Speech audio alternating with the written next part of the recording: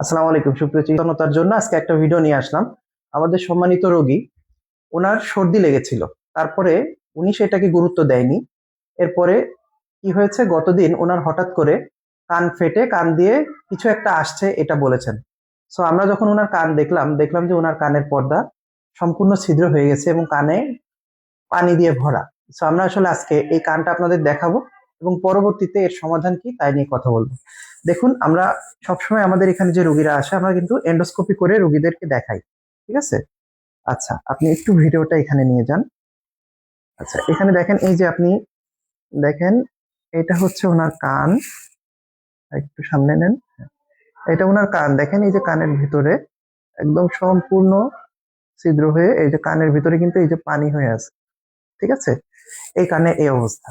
এবং ওনার অপোজিট যে কানটা, এবার দেখেন আমরা অন্য কানটা দেখাচ্ছি। এই কানটাতে,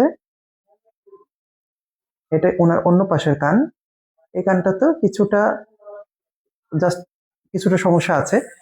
তো এইরকম, এবার আমার দিকে আসেন।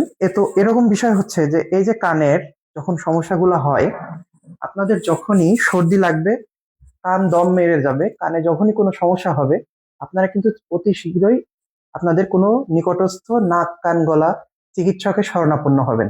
কারণ এই সমস্যাগুলা ছোট সমস্যা থেকে বড় বড় কোনো সমস্যা কিন্তু হতে পারে।